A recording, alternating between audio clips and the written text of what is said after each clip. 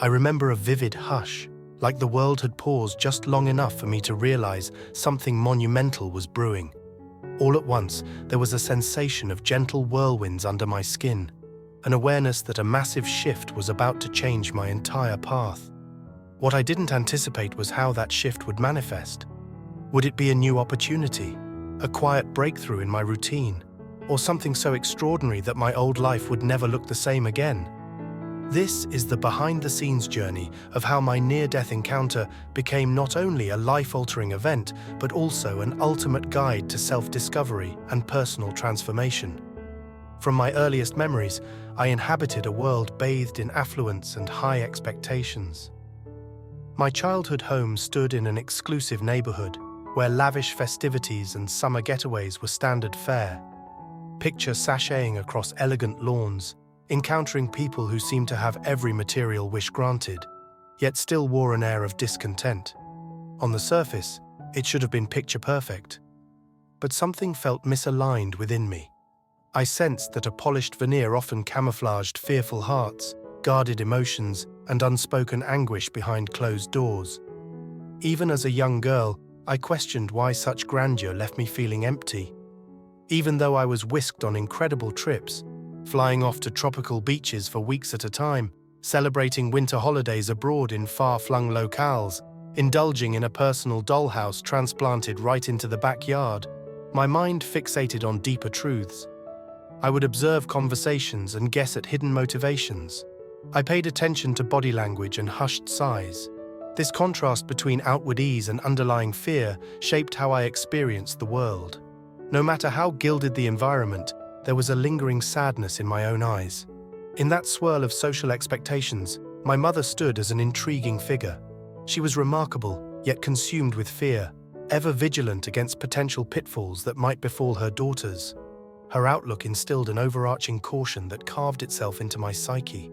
I learned to tiptoe through seemingly harmless scenarios, a hushed caution about strangers, a perpetual worry over appearances, an unspoken rule that women should stay in the background, reliant on men to set the pace of their lives. Reflecting on it now, this belief system was widely prevalent at the time. But boy, did it feel constricting. My father, on the other hand, was a complex man whose struggles with anger and alcohol spilled over into our daily existence. I recall so many days shaped by his temperamental outbursts, impacting the entire household's energy. There were nights when the fear of sudden yelling or destructive behavior was so visceral, I dreaded hearing footsteps in the hallway. My sister and I, in our own way, developed a kind of intuitive radar, practically a tutorial in survival instincts. We could often sense when a storm was about to erupt. This step-by-step coping mechanism saved us from further harm, but it left a lingering sense that we were always on edge. Despite the imposing shadows in our household, we still lived in what the outside world viewed as a stunning tapestry of blessings. There was private schooling, the chance to wear the finest clothes, glamorous events with luminaries of the social scene. Yet I often felt like I was a background character in my own life, misaligned from the social swirl happening around me. I never fit the mold of what a girl from that environment was supposed to be.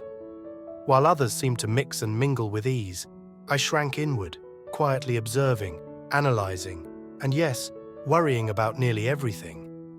Then came my teenage years, in particular, a pivotal summer when my mother was determined to catapult me into the epitome of high society experiences. She had orchestrated my presentation in Vienna, a traditional event where young women are formally introduced to elite circles. It should have been the pinnacle of elegance, swirling ball gowns, aristocratic families, elaborate waltzes. And yet, inside, I felt so out of place that my inner dialogue was nothing but confusion. How is this real life? Why have I been brought here? I wore a pristine gown, walked with a polished escort, and smiled for the cameras, but my heart was racing, unsure of its place in this strange pageant. Upon returning, that sense of disconnect followed me. I struggled with health issues, ironically missing so much school that I risked being held back. But these obstacles didn't become pressing concerns for my mother. For her, the spectacle of an opulent social calendar would always take precedence over anything else. It was the latest trend at the time, to live as though appearances mattered more than feelings. Feeling overshadowed by a facade of wealth and prestige, I retreated into deeper solitude. Time marched on, and I found myself entering the modeling world, a career somewhat handed to me. From an early age, my sister and I posed for society columns, so modeling felt like the next logical step. Each time I stepped onto a runway, I recall an internal quake of uncertainty, a swirl of, am I good enough? The audience would see a poised figure, yet inside, I was grappling with crippling self-doubt. That tension lasted through 17 years of this profession, which on the surface promised glamour, but consistently reopened a well of insecurity. By my early 30s, I sensed it was time for a change, so I stepped away from modeling. In that same season, my world felt shattered in every direction. Both parents had passed away, my marriage had ended, and I was left caring for my young daughter alone. This was the moment everything crumbled, an identity meltdown that left me reeling with regret, embarrassment, and a haunting question of, where do I go from here? One afternoon, in total desperation, I found myself in a small, quiet church. It was near empty, hush pressing against the pews like a promise. The next few moments felt surreal. I fell to my knees, tears stinging, soul begging for clarity. I pleaded for direction, for any sign or blueprint that could light my way out of the fog. Little did I know that a moment was coming, one that wouldn't just guide me, but abruptly toss me into the realm of the extraordinary. That transformative moment arrived 3 days later, in the form of a long-delayed medical procedure. Over a decade prior, during a beach trip in Mexico with my then-husband and friends, a fierce undertow had pinned me underwater, twisting my knee until it was dislocated and severely damaged. It nearly claimed my life as I struggled helplessly in the waves. Eventually, I was rescued, but the injury left me uncertain and apprehensive about major surgery.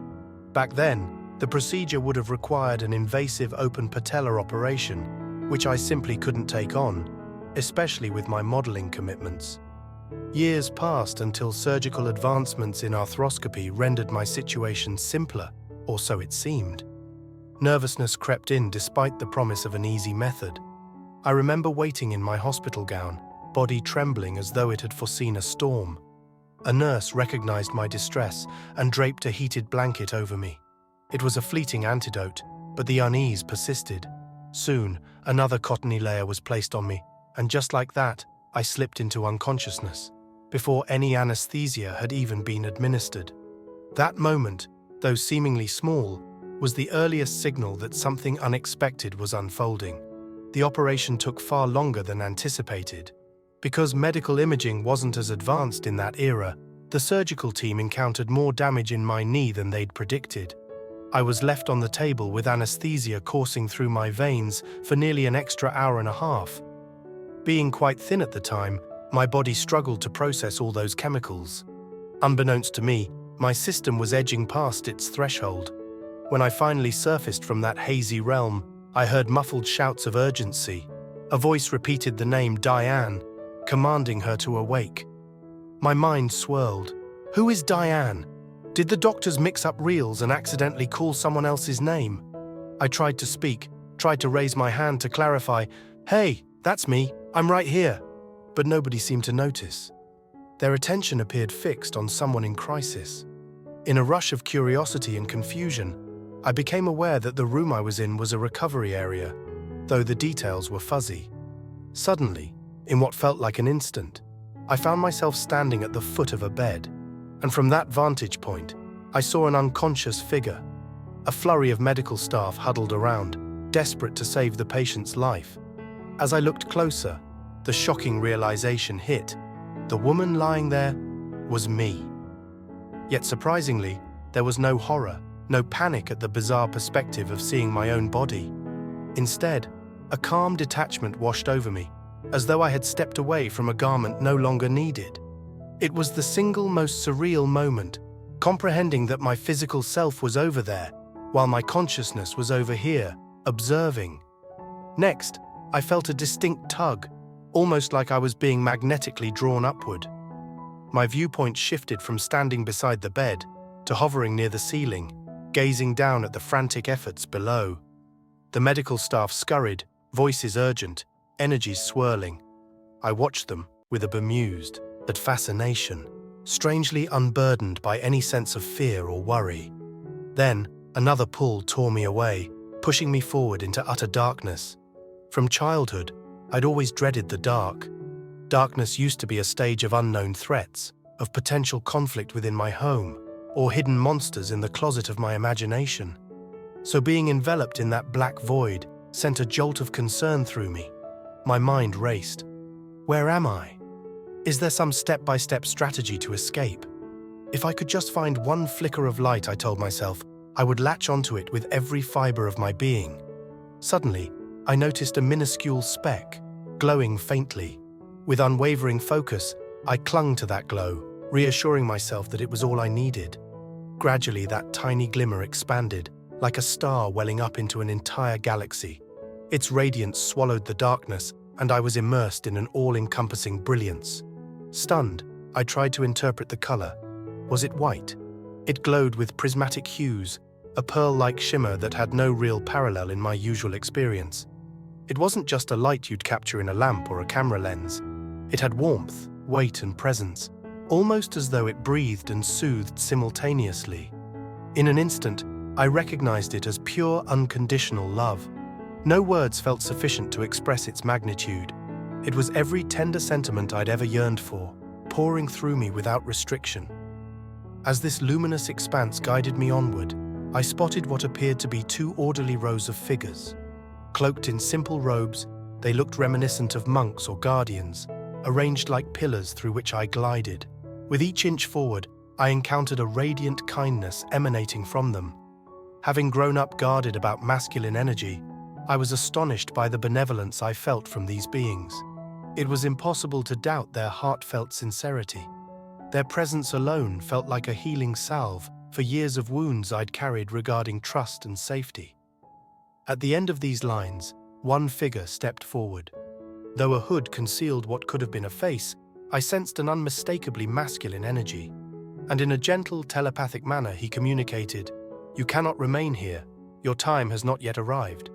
I argued inside my mind, or maybe soul to soul, because I couldn't imagine returning to the burdens and heartbreaks of earthly life after finally feeling this ocean of love. "I'm home," I insisted internally. "This is where I belong." Yet the being stood firm, gently explaining I had a child who needed me. And just like that, I felt my entire being hurled back into my body. Regaining consciousness after that cosmic excursion was jarring. Initially, I had no recollection of it at all. The experience lay dormant, hidden by the day-to-day chatter of recuperation. Life carried on, though I moved more slowly due to crutches and physical therapy. Until one day, while out dining with my sister in a bustling restaurant, the memories rushed back in an unexpected wave. It was like stepping into an echo chamber. I could sense everyone's vibes, anxieties, fleeting aches, mental chatter. The swirl of energies pouring into my awareness was overwhelming. I felt like I'd become a raw nerve. People's unspoken stress or panic flitted across my consciousness as though it were my own. Needless to say, I was unnerved. In the immediate aftermath, I fretted that my sanity was slipping. How was I suddenly hyper-aware of each subtle emotional state swirling around me? The notion of a near-death experience, NDE, hadn't yet entered my vocabulary. I had no framework to decode what had happened. Understandably, I questioned my reality, worried that I might be on the brink of psychosis. I felt unmoored and vulnerable, grappling with what this expanded perception meant for my regular life. Eventually, fate guided me to teachers and mentors, individuals with expertise in realms of meditation, energy healing, spiritual exploration, what some might call expert tips on navigating heightened consciousness. Through a step-by-step process, they helped me harness this newly awakened sense, transforming it from an overwhelming flood into a balanced tool for empathy and connection. I learned best practices for grounding and protecting my energetic boundaries, acquired how-to methods for discerning between my own feelings and those of people around me, and took note of top 10 strategies for nurturing inner calm. This spiritual awakening introduced me to aspects of myself that had long been dormant. I discovered something akin to channeling, encountering visions that offered insights into others' pain, or illusions about themselves that kept them trapped. Gradually, it dawned on me that I could use these abilities to help people, to usher them beyond the barriers that had once halted my own growth. Many sought me out for guidance, seemingly drawn instinctively to the healing atmosphere that had surfaced within me. I was compelled to share what I'd experienced, to teach others the latest trends in spiritual self-empowerment, if you will, minus the flashy marketing. Because the truth wasn't about being special. It was about recognizing that we're all connected to this divine source of limitless love and compassion. Yet trust me when I say, it wasn't simple. Stepping into that role meant confronting the very insecurities that had haunted me my entire life. How dare I call myself a guide, or stand before anyone claiming I could assist? Didn't you need official letters after your name, a formal license, a stack of diplomas? The voice in my head, the same voice that had traced every self-doubt back in my modeling days, insisted I was unqualified. But each time I facilitated a session where someone found relief or new hope, a new surge of confidence lit up my spirit. It was like unveiling a viral hack in personal development, unfailing love. Once you recognize your own connection to love, you can't help but share it. Simultaneously, my relationship with fear began to shift. Where once I quaked under the possibility of everything from parental anger to disapproval of society folk, I now felt a steady foundation under my feet. I recall a wise spiritual teacher offering me a reframe for the word fear, forgetting everything's all right. That phrase jolted me. Could it really be that on some essential level everything is all right, always, because there is something larger that holds us in safety? My NDE suggested exactly that. I glimpsed a realm so boundless in love, so absent of condemnation, it invalidated all those beliefs that life is harsh or hopeless. As time went on, I found myself gradually ignoring the illusions of measurement that had governed my upbringing: social rank, financial success, prestige. Instead, I became enamored with forging authentic bonds, with listening to another human being's story, with letting empathy guide me. My vantage point on money and possessions underwent a monumental pivot. Maybe such things still mattered for day-to-day functioning, but they no longer defined my worth or that of others. It became more meaningful to connect through compassion than to mask vulnerability with status. I also realized how fleeting life on earth can be. The body, for all its miraculous abilities, is temporary. My near-death experience stripped away any romantic illusions about mortality. It made me see that what's genuine, the piece of us that transcends existence, is the bright spark behind our eyes, the consciousness. There is joy in celebrating each breath, each shared conversation, each benevolent act, because we're all ephemeral travelers here. Interestingly, a sense of playfulness resurfaced in my life. My default settings shifted from hypervigilance to wonder, from seeing threats around every corner to spotting everyday marvels. Waking up in the morning became a treasure hunt for the subtle joys hidden in each moment.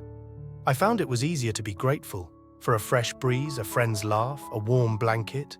That gratitude overshadowed old baggage. Hardships still happened, sure, but they no longer defined me. Now, if people ask me for a quick how-to on living more fearlessly, I might mention that the latest trends in personal alignment revolve around loving oneself first. Only when you stop judging yourself can you truly refrain from judging others. This entire dimension we call Earth is a place for practicing unconditional acceptance. Compassion is an easy method for bridging divides. Whenever we fall out of sync, it's because fear or shame has overshadowed that innate wellspring of love we all carry within. My near-death experience was a window into that truth, but I believe each person can grasp it without a dramatic crisis. In so many ways, I feel that a cosmic alignment brought me to this perspective. The memory of standing between robed figures, immersed in a luminous presence, changed me forever. Once you taste that love beyond comprehension, the rest of life can't help but look different. Our daily struggles become chapters in a larger narrative of growth, service, and the unstoppable force of compassion. I used to fixate on whether my existence measured up to social benchmarks. Now, I look for the miracles in ordinary moments, waking up to sunlight through a window, helping a neighbor carry groceries, smiling at a stranger and sensing their spirits lift. Each small joy is a reminder of the love I once experienced in its rest form. And more importantly, it reminds me that such love is not exclusive to a luminous corner of the afterlife. It's available here, right now, when we crack our shells of isolation and truly share ourselves. With each passing year, I've grown more comfortable with the idea that I will, someday, leave my body behind and rejoin that eternal essence. The concept of mortality no longer feels threatening. Rather, it's like anticipating a grand homecoming. To me, there's nothing frightening about that transition. I trust wholeheartedly that the love and acceptance I felt is what awaits beyond this realm, that the same kind of supportive presence will greet me. Sometimes people recoil, asking if I'm not sad to face that inevitability. But once you've peeked behind the curtains, you know there's no reason to panic. In fact, the best part of being human, from my vantage, is that we have a chance to bring a fragment of that unconditional love here, to this world. Whether it's behind the scenes at your workplace, a how-to tutorial on your favorite digital platform, a step-by-step approach to raising children more lovingly, or the ultimate guide to forging connections with neighbors. Every small demonstration of kindness can ripple outward in ways we may never fully see. If there's a top 10 strategy for leading a more fulfilling life, it must include 1. Acknowledging your own sacred worth, 2. Setting aside fear of rejection, 3.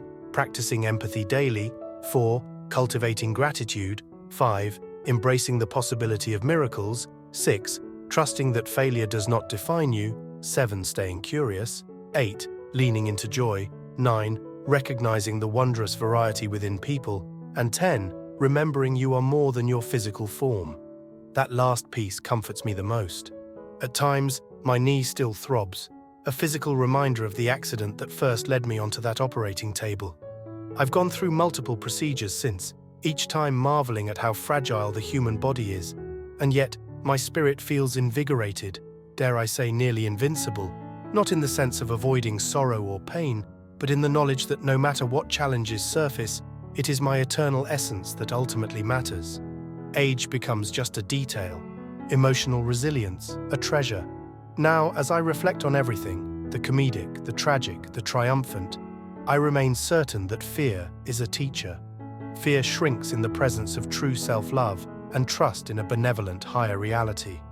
When you realize you are absolutely cherished, not by society, not by fleeting admirers, but by an indescribable love that permeates existence, you spontaneously become kinder to yourself and others. And by letting go of harsh self-criticism, you stop projecting it onto those around you. It's crucial to highlight that none of this is about living in a state of denial. Problems still exist, heartbreaks still happen, and daily life sometimes feels overwhelming. But it's like peering precisely past the illusions, glimpsing that unwavering foundation. Once you know your worth isn't anchored to external praise or condemnation, a new sort of confidence blossoms. Our world today buzzes with constant pressure to achieve, to posture, to broadcast curated perfection on social media. People chase trending now topics in an endless cycle of updates. Yet I've found that the single sustained truth, the shining star that never dims, is that we are all guided by love beneath it all. That is the resource we can rely on when the illusions fade, the big projects stall, or relationships ebb. So I see my role now as consistently echoing that truth to whoever is open to hearing it. Let each day be an opportunity for gentleness. Let every conversation echo genuine listening. Let us collectively remember that we come from light, that we are destined to return to light, and that everything else is a grand playground for spiritual exploration. Though I'm well aware my remaining time here is shorter than it once was, I find peace in this knowledge. Instead of apprehension, I feel excitement for that eventual reunion with the luminous realm I experienced. I imagine new dimensions, new roles, perhaps new ways to aid souls still navigating the earthly plane. And even if there were nothing waiting on the other side, but a reconnection to Source, that would be enough. Because the fullness I felt in those few moments outside my body was more complete than any scenario these human words can truly capture. As everyday life continues, daily errands, caring for loved ones, tending to routines, I hold that extraordinary image close. A brilliant expanse opening up, hooded figures radiating kindness, and an all-consuming awareness that everything is absolutely held in love. That memory fortifies me, guiding how I now choose to see people, places, challenges, even heartbreak. Compassion first, always. Empathy first, always. These intangible forces can mend fractures invisible to the eye, knitting us together in ways that money, status, or complicated power dynamics never will. Coming full circle, I'd tell anyone who feels alone or frightened, you are never truly alone, not for a moment. You have an inner luminous spark, an effortless connection to a bigger reality. Step by step and day by day, you can unlock the understanding that fear is a fleeting shadow, while love is the constant, the bedrock. Whether you gather that wisdom from meditation, from the best practices of spiritual teachings, from your own near-death experience, or from the countless daily lessons that life offers, the outcome is the same, an awakening to who you really are and why you're here. If I could impart one seismic shift that rose from my own crossing of that threshold, it's that there's nothing to fear. You are cherished in your entirety. No single slip-up or perceived wrongdoing erases that. The gentle beings I met in the realm of light, or however you describe that place, did not impose judgments or punishments. They simply enveloped me in acceptance. As I see it, such acceptance is available at every moment if we pause and remember. Life as we know it can be joyous. It can be playful. Yes, it tests us, but ultimately it's meant to sharpen our capacity to love, to expand our empathy, to help us see that beyond every obstacle is a deeper bond with the mysteries of existence. My personal journey, spanning from opulent childhood gatherings, struggling under the weight of familial turbulence, nearly drowning in ocean waters, and culminating in an unplanned cosmic voyage, proves that none of us are beyond redemption or reinvention. The ultimate guide to living fearlessly lies within our willingness to trust the unstoppable power of love. And so, that is the story I hold close as I continue my days. I nurture gratitude for each sunrise, forging a tapestry of service with the gifts I now understand were given to me for a purpose. As the cycles of life progress, I stand anchored by that memory of crossing into a domain so drenched in radiance, I could scarcely hold one iota of doubt in my heart. This is not a linear instruction manual, nor is it a quick how-to fix for life's complexities. But in some ways, it is a tutorial in forging peace from adversity, an invitation to anyone, yes, you, to remember that underneath all your uncertainties, you are more powerful and loved than you could ever imagine. Trust that, and keep going. Because on some level, everything is more than all right, it's divine.